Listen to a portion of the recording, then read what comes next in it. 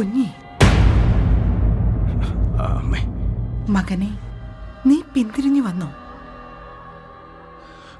അമ്മേ, പൂഴിമണ്ണിലൊരു വെള്ളി നാണയം മറഞ്ഞു കിടക്കുന്നത് ഞാൻ കണ്ടിരുന്നു. പിന്നെ നീ അത് അപ്പോൾ എടുക്കാതിരുന്നത്? അമ്മേ, അത് കുഞ്ഞി, തിമിരം കണ്ണിൽ നിന്നും കരളിലേക്ക് പടരുമ്പോൾ എന്റെ മകനല്ലാത്ത പലതിൻ്റെയും വെട്ടം നിന്റെ ചങ്കിലൊട്ടും. അമ്മേ, അങ്ങനൊന്നും പറയല്ലേ. ഒരു വെള്ളി നാണയം, ഒരൊറ്റ വെള്ളി നാണയം. അമ്മയോടായതുകൊണ്ട് ഞാൻ പറയാം. യേശുവ എന്നെ സ്നേഹിത എന്ന് വിളിച്ചിട്ടുണ്ട്, വിരുന്നിന് കൂടെ ഇരുത്തിയിട്ടുമുണ്ട്. പക്ഷെ ഞാൻ പ്രതീക്ഷിച്ചത് അതിലും അപ്പുറമാ. എല്ലാവരെയും ഭരിക്കുന്ന, എല്ലാവരെയും വരുതിക്ക് നിർത്തുന്ന ഒരു രാജാവ്. അവനെ ഞാൻ വിശ്വസിച്ചതാ മുഴുവനായും. എല്ലാം കൊടുത്തു, എല്ലാം കൊടുത്ത് എൻ്റെ കീശ കാലിയുമായി. എനിക്കെന്തെങ്കിലുമൊക്കെ വേണ്ടേ അമ്മേ? യൂദ, എന്റെ കുഞ്ഞി, എന്റെ മകൻ തരാത്ത ഏത് ആനന്ദം വിലയ്ക്ക് വാങ്ങാനാണ് നിനക്ക് ഈ വെള്ളി നാണയം? അമ്മേ, പോയി ശാന്തമായി ഉറങ്ങൂ യൂദ.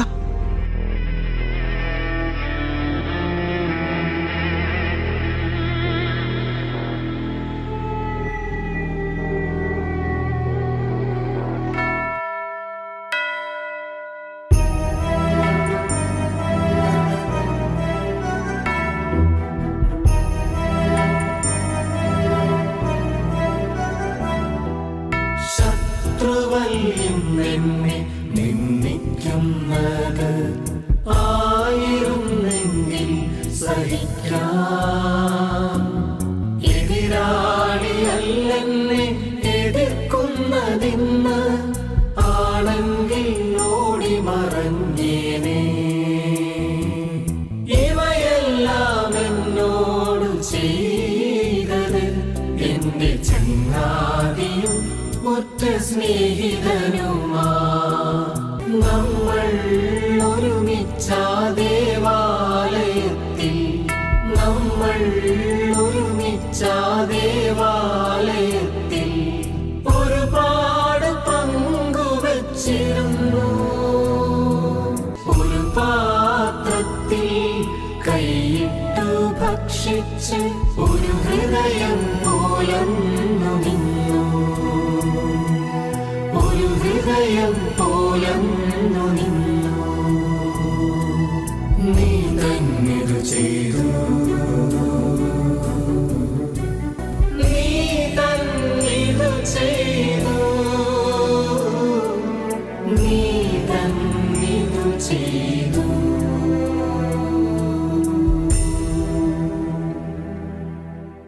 എല്ലാവരും വാ, നിങ്ങളുടെ കൂടെ ഈ പെസഹ ആഘോഷിക്കുവാൻ ഞാൻ എന്തുമാത്രം കൊതിച്ചു വന്നു.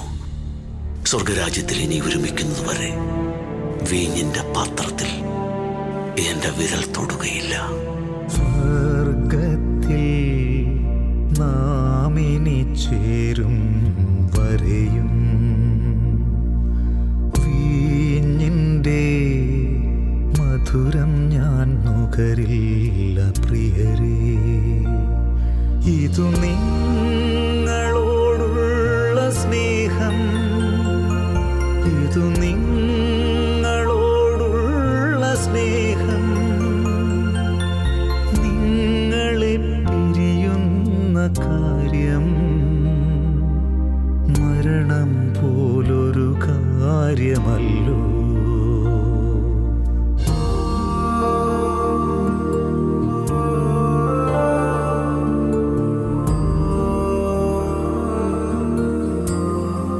സ്നേഹിതരെ, മരണം കഴുകനെ പോലെ പറന്നിറങ്ങുന്ന ഈ രാത്രിയിൽ നിങ്ങളിൽ ഒരാൾ എന്നെ തള്ളിപ്പറയും. ഞാനാണോ ഗുരു? അത് ഞാനാണോ? ശമയോൻ. എങ്കിലും എൻ്റെ ഹൃദയം നിങ്ങൾക്കു വേണ്ടി തുടിക്കുന്നു.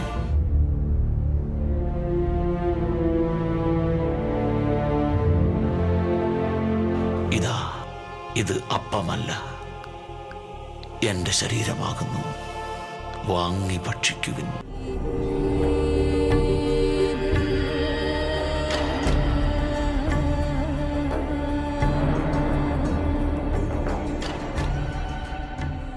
ഈ വീഞ്ഞ് വീഞ്ഞല്ല പ്രിയരെ, പൊട്ടിയൊഴുകുന്ന എൻ്റെ ഹൃദയരക്തം തന്നെയാണ്.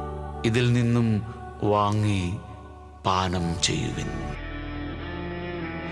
ഗുരു, ഞാൻ പോകുന്നു. യൂദാ, നീ മുക്കിത്തന്ന അപ്പം എന്നെ ഭ്രാന്ത് പിടിപ്പിക്കുന്നു. ഇനി എനിക്കിവിടെ നിൽക്കാൻ പറ്റില്ല.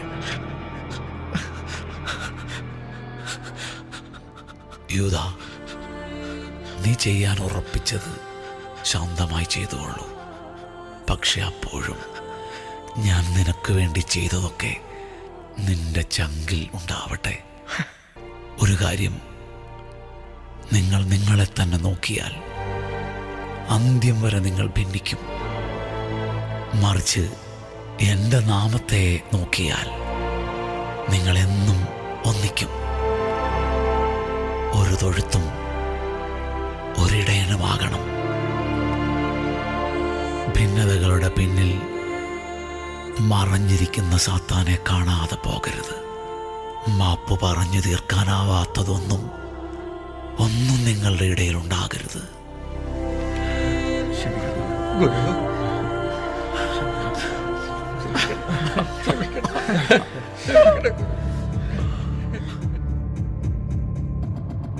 ചുംബനം കൊണ്ട് യേശുവിനെ ഒറ്റിക്കൊടുക്കുന്ന യൂദാസ്.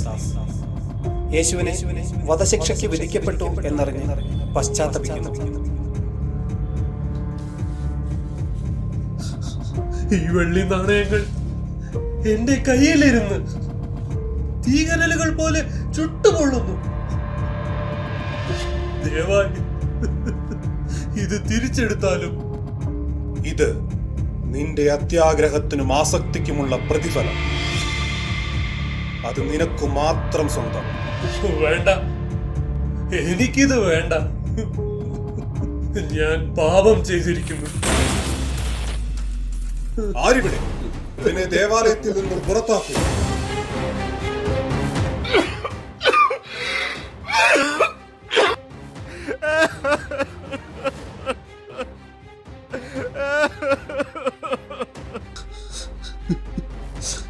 പിതാവേ, എന്റെ പിതാവേ, എന്റെ പാപങ്ങളോട് പൊറുക്കണമേ. നീതിമാന്റെ രക്തം എന്റെ കയ്യിൽ പുരണ്ടിരിക്കുന്നു.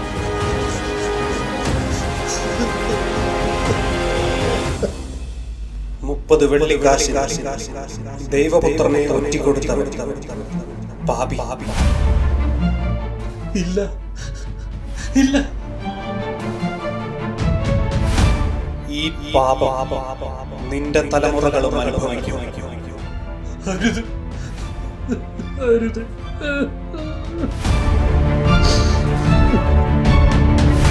പിതാവേ, എനിക്ക് ഇതിൽ നിന്ന് മോചനമില്ലേ?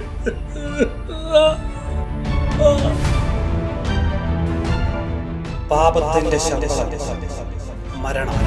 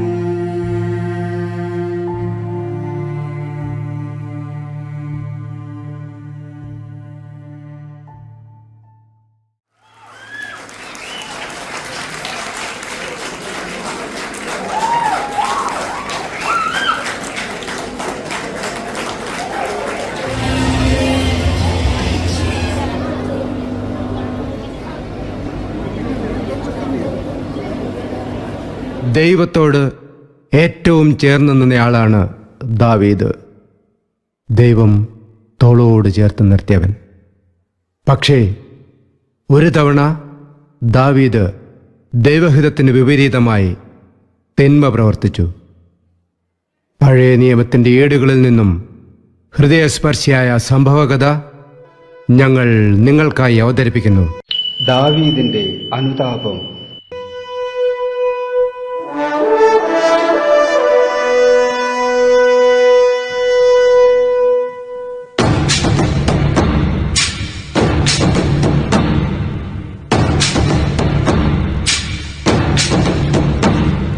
യഹോവയാൽ അഭിഷിക്തൻ ദാവീദാഗതനാ വാഴ്ക നീ വാഴ്ക നീണാൾ വാഴ്ക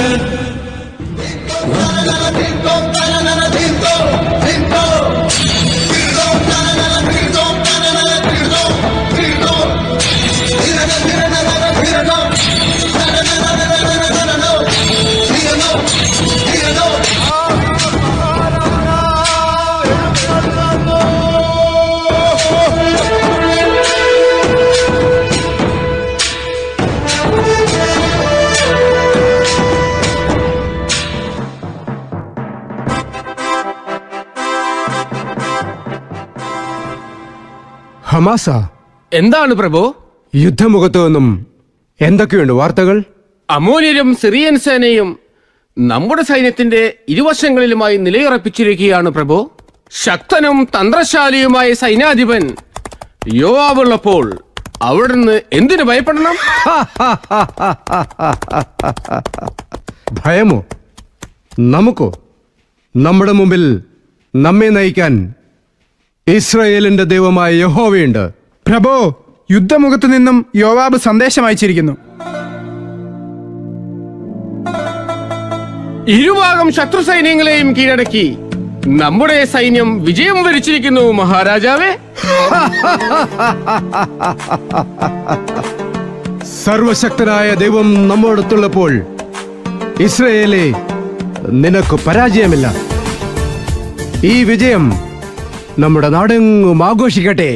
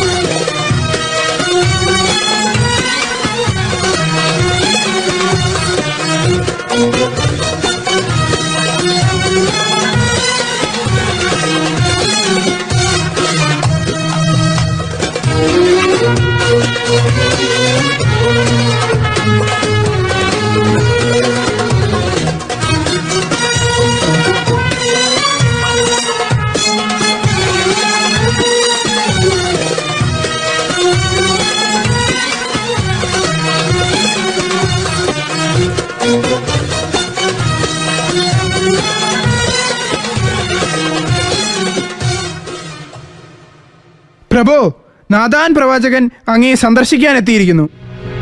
നാഥാൻ ആനേക്ക്? യഹോവയുടെ പ്രവാചകന് നമോവാകം. യഹോവ വാഴ്ത്തപ്പെടട്ടെ. ആഘോഷങ്ങളുടെ തിരക്കിലായിരിക്കും അല്ലേ? റബ്ബയിലെ വിജയത്തിന് ഒരു വിരുന്ന്. എന്താണാവോ അങ്ങയുടെ ആഗമനോദ്ദേശം? ഈ ദേശത്ത് ഒരു അനീതി നടന്നിരിക്കുന്നു. അനീതിയോ? എന്താണത്? അങ്ങ് സിംഹാസനത്തിലിരിക്കൂ, ഞാനൊരു കഥ പറയാം. കഥ ഇതാണ്. ഒരു പട്ടണത്തിൽ 2 പുരുഷന്മാർ അടുത്തടുത്ത് താമസിച്ചിരുന്നു. ഒരുവൻ ധനികൻ, അപരൻ ദരിദ്രൻ. ധനികൻ ആടുമാടുകൾ അനവധിയുണ്ടായിരുന്നു. ദരിദ്രനോ താൻ വിലയ്ക്ക് വാങ്ങി വളർത്തിയ ഒരു പെൺകുഞ്ഞാടല്ലാതെ മറ്റൊന്നും ഉണ്ടായിരുന്നില്ല. അത് അവന്റെ അടുക്കലും അവന്റെ മക്കളുടെ അടുക്കലും വളർന്നു വന്നു. അവൻ തിന്നുന്നതിൽ നിന്ന് ഒരു ഓഹരി തിന്നുകയും അവൻ കുടിക്കുന്നതിൽ നിന്ന് ഒരു ഓഹരി കുടിക്കുകയും ചെയ്തു. അതവന്റെ മടിയിൽ കിടന്നുറങ്ങി. അതവന് ഒരു മകളെപ്പോലെയും ആയിരുന്നു. അങ്ങനെയിരിക്കെ ആ ധനികന്റെ വീട്ടിൽ ഒരു അതിഥി വന്നെത്തി. അതിഥിക്ക് വേണ്ടി തന്റെ ആടുകളിൽ ഒന്നിനെ പോലും എടുക്കാൻ മനസ്സാകാതെ ആ ധനികൻ ആ ദരിദ്രന്റെ കുഞ്ഞാടിനെ പിടിച്ചുകൊന്ന് അതിഥിക്ക് വേണ്ടി വിരുന്നൊരുക്കി. അവൻ ആരായിരുന്നാലും മരണശിക്ഷയ്ക്ക് അർഹനാണ്. മാത്രമല്ല നഷ്ടപ്പെട്ടവന് 4 ഇരട്ടി തിരിച്ചു കൊടുക്കുകയും വേണം. അതെ, അതാണ് നീതി. ഈ ദാവീദിന്റെ ഭരണകാലത്ത് ഇസ്രയേലിൽ നീതി തന്നെ നടക്കണം. അത് നടക്കുകയും ചെയ്യും. ആരാണവൻ? മുഖത്തു നോക്കി പറയാൻ ദാഥാനും മടിയില്ല. നീതി നടപ്പാക്കുവാൻ ദാവീദിനും മടിയില്ല. അതെ, അതാണ് നീതിമാനായ ഒരു രാജാവിന്റെ ധർമ്മം. ആരെവിടെ? അടിയൻ. പ്രവാചകൻ കൽപ്പിക്കുന്ന ആ നീചന്റെ വധശിക്ഷ ഉടൻ തന്നെ നടപ്പാക്കൂ. ഈ ദാവീദ് ആരാണെന്ന് ഇസ്രയേൽ മനസ്സിലാക്കട്ടെ. ഉത്തരവ്. മടിക്കാതെ പറയൂ പ്രവാചക, ആരാണ് ആ മനുഷ്യൻ? ആ മനുഷ്യൻ ആ മനുഷ്യൻ ആ മനുഷ്യൻ നീ തന്നെ. ദൈവത്താൽ തിരഞ്ഞെടുക്കപ്പെട്ട ഇസ്രായേലിന്റെ രാജാവേ, ശിക്ഷിക്കപ്പെടേണ്ടത് നീയാണ്. നാഥാൻ, അങ്ങ് എന്താണ് ഈ പറയുന്നത്? സത്യം. ഇസ്രയേലിന്റെ ദൈവമായ യഹോവ അരുളി ചെയ്യുന്നു, ഞാൻ നിന്നെ ഇസ്രയേലിന്റെ രാജാവായി അഭിഷേകം ചെയ്തു. സാവൂളിന്റെ കയ്യിൽ നിന്നും ഞാൻ നിന്നെ രക്ഷിച്ചു. ഞാൻ നിനക്ക് നിന്റെ യജമാനന്റെ ഗൃഹത്തെയും നിന്റെ മാറിടത്തിലേക്ക് നിന്റെ യജമാനന്റെ ഭാര്യമാരെയും നൽകി. ഇസ്രയേൽ ഗൃഹത്തെയും യൂദാ ഗൃഹത്തെയും ഞാൻ നിനക്ക് തന്നു. നീ ആവശ്യപ്പെടുന്നത് എന്തും തരുമായിരുന്നില്ലേ? പിന്നെ എന്തിനായിരുന്നു ഈ കൊടുംചതി? ചതിയോ? അതെ, അമ്മോന്യരുടെ വാൾ കൊണ്ട് നിന്റെ വിശ്വസ്തദാസനായ ഊറിയായെ നീ കൊല്ലിച്ചു. അവന്റെ ഭാര്യയെ സ്വന്തമാക്കുവാൻ ഈ കൊടുംചതി വേണമായിരുന്നു. അങ്ങ് ക്ഷമിക്കണം. ഞാൻ ഒന്നും പറയണ്ട. ചതിയിലൂടെ അവന്റെ ഭാര്യയെ നീ അപഹരിച്ചതിനാൽ നിന്റെ ഭവനത്തിൽ നിന്നും വാൾ ഒഴിയുകയില്ല. നീ രഹസ്യമായി ചെയ്തതൊക്കെ നിന്റെ മക്കൾ പരസ്യമായി ചെയ്യും. ഈ പാപത്തിന് ഒരു പരിഹാരമില്ലേ? അനുതപിക്കൂ. പശ്ചാത്താപം പാപപരിഹാരമാണ്. അന്ത്യവിധി യഹോവയുടേതാണ്. അവിടുന്ന് ക്ഷമിക്കാതിരിക്കുകയില്ല. കർത്താവ് കരുണയുള്ളവനാണ്.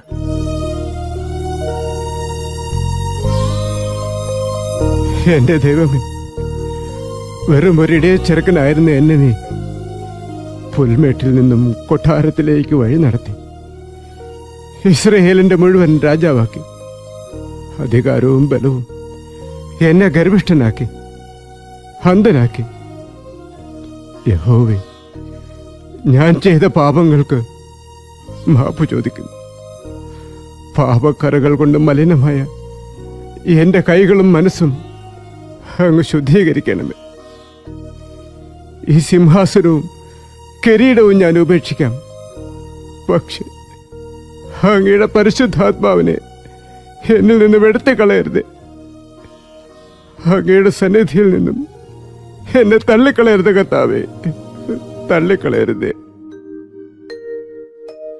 ദൈവമേ, എന്നിൽ കനിയേണമേ, പാപങ്ങൾ പൊറുക്കേണമേ. ഘോരമാം എൻ അപരാധങ്ങൾ കനിവിയെന്നു മറക്കേണമേ.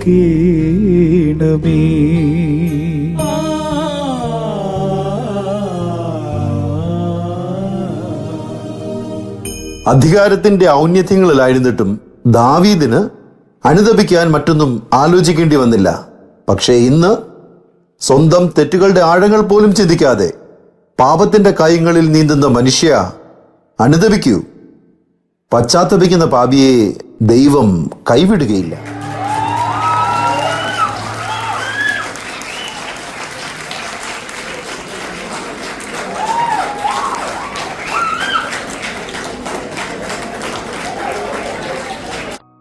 ഇതൊരു കഥയാണ്.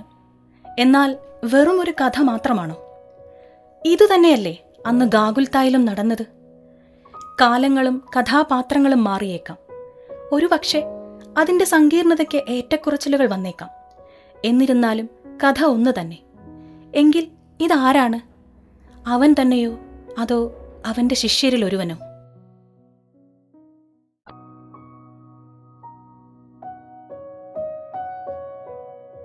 ഈശോമിശിഹായ്ക്ക് സ്തുതിയായിരിക്കട്ടെ പിതാവേ. ഇപ്പോഴും എപ്പോഴും സ്തുതിയായിരിക്കട്ടെ. ബിനോയച്ചന്റെ പള്ളിപ്പണിയൊക്കെ എങ്ങനെ പോകുന്നു? പണികളെല്ലാം നമ്മൾ വിചാരിച്ചാലും നേരത്തെ തീർക്കാൻ സാധിക്കും. നന്നായി വരട്ടെ. നമുക്ക് ദൈവത്തിന് നന്ദി പറയാം. ഇന്ന് നമുക്ക് ബ്രദർ ജോണിന്റെ കാര്യത്തിൽ ഒരു തീരുമാനമെടുക്കണം. ബ്രദർ ജോൺ ഇത് 4ാം തവണയാണ് എക്സാം ഫെയിലാകുന്നത്. റെക്ടർ അച്ഛൻ എന്ത് പറയുന്നു? പിതാവേ, എനിക്ക് ജോണിനെ വളരെ അടുത്തറിയാം. പഠിപ്പിന്റെ കാര്യത്തിൽ ജോൺ പിന്നിലാണ്.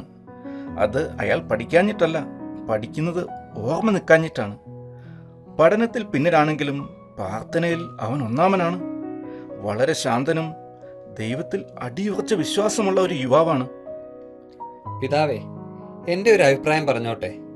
വട്ടിയൂർ ഗ്രാമത്തിൽ നമുക്ക് ചെറിയൊരു പള്ളിയുണ്ടല്ലോ. അവിടുത്തെ ആളുകളെ വിശ്വാസത്തിലേക്ക് കൊണ്ടുവരണമെങ്കിൽ നല്ല ക്ഷമയും സഹിഷ്ണുതയുമുള്ള ഒരാൾക്കേ സാധിക്കൂ.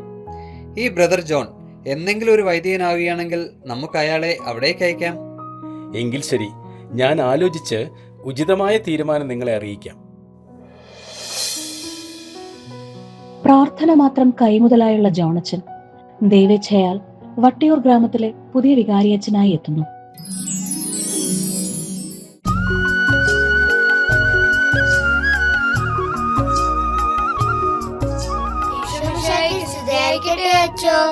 ഇപ്പോഴും എപ്പോഴും സ്തുതിയായിരിക്കട്ടെ മക്കളെ.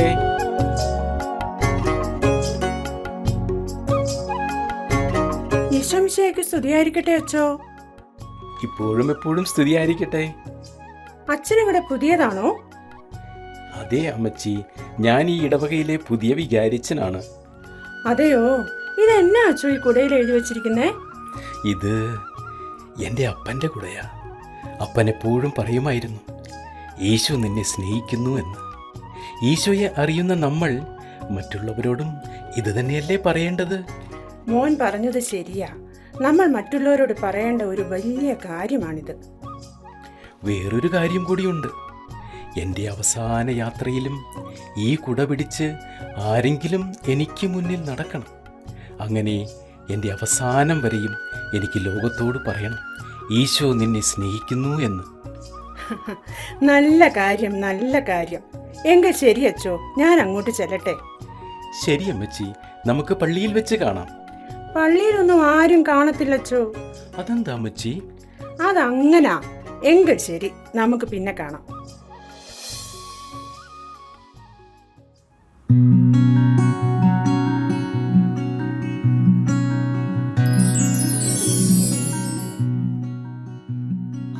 ഇന്നും 4 കാലിലാണല്ലോ മനുഷ്യ. മാറി നിക്കടി അങ്ങോട്ട്. എന്റെ കർത്താവേ, ഇയാളെ കെട്ടി അന്ന് തുടങ്ങിയതാ എന്റെ കഷ്ടകാലം. എന്താ എന്താ പെങ്ങളെ ഇവിടെ ഒരു ബഹളം? അച്ഛൻ ഇവിടെ പുതിയതാണോ? എന്റെ അച്ഛോ, ഒന്നും പറയണ്ട. അങ്ങേരെന്നും വൈകിട്ട് കള്ളും കുടിച്ച് 4 കാലേ കേറി വരും. അത് കാണുമ്പോ എന്റെ നാക്കങ്ങ് ചൊറിഞ്ഞു വരും. പിന്നെ ഇവിടെ ബഹളമാണച്ചോ. ഇത് പിശാചിന്റെ തട്ടിപ്പാ പെങ്ങളെ. പെങ്ങൾ ഒരു കാര്യം ചെയ്യാവോ? അത് ഞാൻ വൈകിട്ട് വീട്ടിലെത്തുമ്പോ പെങ്ങളിതാ ഈ വെള്ളം വായിൽ പിടിക്കണം. പുള്ളിക്കാരൻ ഉറങ്ങിയിട്ടേ പെങ്ങൾ ഇത് തുപ്പിക്കളയാവൂ. എല്ലാം ശരിയായിക്കൊള്ളും. ഇത്രയും ചെയ്താ മതിയോ അച്ചോ? ഇത് ഞാൻ ഏറ്റു. ഈ കുടുംബത്തെ ദൈവം അനുഗ്രഹിക്കട്ടെ. നോക്കടാ പാപ്പി, നമ്മുടെ പള്ളിയിൽ അച്ഛനല്ലേ വരുന്നേ? കത്തനാരെന്തിനെ കള്ളിഷാപ്പില്? നിങ്ങളെ ആരെയും പള്ളിയിലോട്ട് കാണാനില്ല, അതുകൊണ്ടാണ് ഞാൻ. നീ എന്തിട്ടാടാ വായും പൊളിച്ച് നോക്കി നിൽക്കുന്നേ? പോയി പണിയെടുക്കടാ. നശിപ്പിച്ചു, ഈ ചെക്കനൊക്കെ നശിപ്പിച്ചു. നിന്നെ ഞാൻ തോമ, അരുത്, അവനെ തല്ലരുത്. അവനെ എനിക്ക് തന്നേക്കോ, ഞാൻ നോക്കിക്കൊള്ളാം. എന്താ മോന്റെ പേര്? എവിടെയാ മോന്റെ വീട്? അവൻ മിണ്ടത്തില്ല. പോട്ടനാ പോട്ടൻ. തന്തയും തള്ളയും പണ്ടേ ഇട്ടിട്ട് പോയതാ. ഞങ്ങൾ അവനെ അബി എന്ന് വിളിക്കും. അഭി, നല്ല പേരാണല്ലോ. ഒരു ദിവസം അഭിമോൻ എന്റെ സ്വരമായി മാറും, അത് തീർച്ചയാ. വാ, നമുക്ക് പള്ളിയിലോട്ട് പോകാം. ജോണച്ചന്റെ വരവോടൊപ്പം ഗ്രാമത്തിന്റെ മുഖച്ഛായ തന്നെ മാറി. മദ്യപാനം നിർത്തി ആളുകൾ അധ്വാനത്തിന്റെ വഴിയിലേക്ക് തിരിഞ്ഞു. ഗ്രാമം പുതുജീവിതം കണ്ടെത്തി.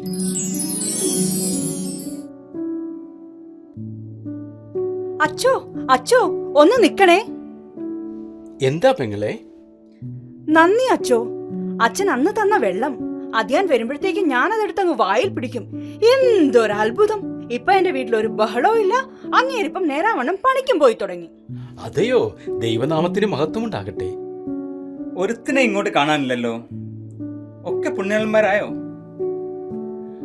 ഓ, ദേ വരുന്നുണ്ട് വെള്ളക്കുപ്പായം, എനിക്കിട്ട് പണിയാനായിട്ട്. തോമാ, ഇവരൊക്കെ യേശുവിന്റെ മക്കളാ. നീ ഇവരെ പിശാചിന്റെ അടിമകളാക്കരുത്. മക്കളെ, യേശു നിങ്ങളെ സ്നേഹിക്കുന്നു. നിർത്തുടോ തന്റെ പ്രസംഗം. എടോ കത്തനാരെ, ഈ സ്നേഹം എന്ന വാക്കിന്റെ അർത്ഥം നിങ്ങളുടെ വാക്കത്തിന് അറിയാമോ? അറിഞ്ഞിരുന്നെങ്കിൽ ഈ ജോർജ് കള്ളനാവില്ലായിരുന്നു. പണ്ട് വിശന്ന് കരഞ്ഞ് കുഞ്ഞു പെങ്ങളുടെ വിശപ്പ് മാറ്റാൻ മറ്റൊരു മാർഗവുമില്ലാതെ പള്ളിയിലെ ഭണ്ഡാരപ്പെട്ടിയിൽ നിന്നും മോഷ്ടിക്കാൻ ശ്രമിച്ച അവനെ കത്തനാര് കയ്യോടെ പിടിച്ച് പോലീസിൽ ഏൽപ്പിച്ചു. ആവുന്നത്ര കരഞ്ഞു പറഞ്ഞിട്ടും ആ കത്തനാരത് കേട്ടില്ല. അന്ന് മുതലാണ് ജോർജ് കള്ളൻ ജോർജായി. ഒരു തവണ, ഒരൊറ്റ തവണ ആ കത്തനാർ എന്നെ കേൾക്കാൻ തയ്യാറായിരുന്നെങ്കിൽ ഞാൻ കള്ളലാകില്ലായിരുന്നു. എന്റെ കുഞ്ഞു പെങ്ങൾ പട്ടിണി കിടന്ന് മരിക്കില്ലായിരുന്നു. അന്ന് തീർന്നതാ ഈ 12 മുഴം കുപ്പായത്തോടുള്ള ബഹുമാനം. മോനെ, നീ പൊറുക്കടാ. നിന്നോട് തെറ്റ് ചെയ്ത വൈദികന് വേണ്ടി ഞാൻ മാപ്പ് ചോദിക്കുന്നു. അച്ഛൻ ഇതെന്താ ചെയ്യുന്നേ? എഴുന്നേൽക്കച്ച. മോനെ, നിന്നോട് തെറ്റ് ചെയ്ത വൈദികന് വേണ്ടി നീ ക്ഷമിച്ച് പ്രാർത്ഥിക്ക്. അപ്പോൾ നിന്നിൽ ദൈവസ്നേഹം നിറയും. മക്കളെ, ഞങ്ങളും നിങ്ങളെപ്പോലെ സാധാരണ വീട്ടിൽ പിറന്ന സാധാരണ മനുഷ്യരാണ്. ലോകത്തിന്റെ പ്രലോഭനങ്ങളുടെ നടുവിൽ തളരാതെ മുന്നേറാൻ നിങ്ങൾ ഞങ്ങൾക്ക് വേണ്ടി പ്രാർത്ഥിക്കണം.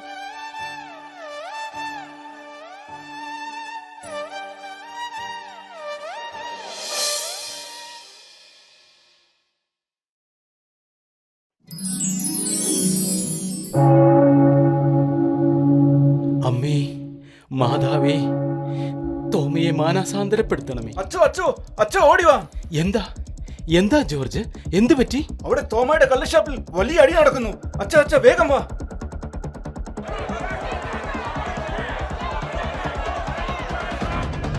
അരുത് മക്കളെ, അരുത്. നിങ്ങൾ ഇങ്ങനെ തമ്മിൽ തല്ലരുത്. ഒരു കുഴപ്പമില്ലാതായിരുന്ന നാടാണ്. ഈ കത്തനാരാണ് ഇതിനൊക്കെ കാരണം. തന്നെ ഞാൻ ഈശോ, ഈശോ, എന്റെ ഈശോ. എടോ തോമ, നീ എന്തായി ചെയ്തത്? നിന്റെ മാനസാന്തരത്തിന് വേണ്ടി മണ്ണിൽ മുട്ടുകുത്തി ജപമാല ചൊല്ലിയിരുന്ന അച്ഛനെയാണോടാ നീ? എന്റെ കർത്താവേ, എനിക്ക് തെറ്റ് പറ്റിപ്പോയി. എന്നോട് പൊറുക്കണമേ.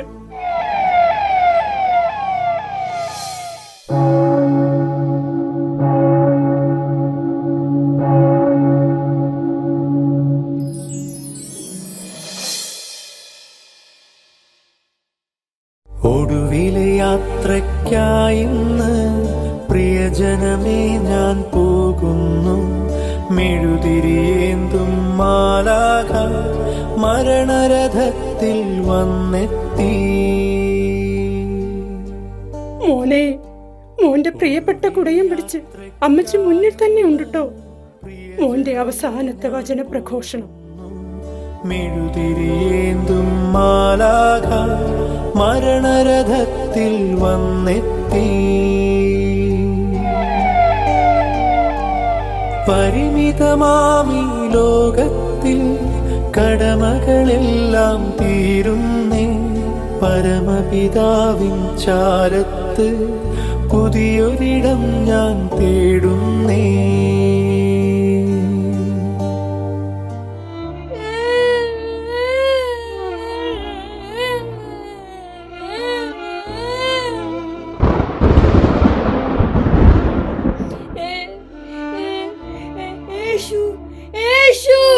അഭി, എനിക്ക് പൂർണ്ണ വിശ്വാസമുണ്ട്. നീ ഒരു ദിവസം സംസാരിക്കും. നീ എന്റെ സ്വരമായി മാറും. ആരെയാണ് ഞാൻ അയക്കുക? ആരാണ് എനിക്ക് വേണ്ടി പോവുക? ഇതാ ഞാൻ.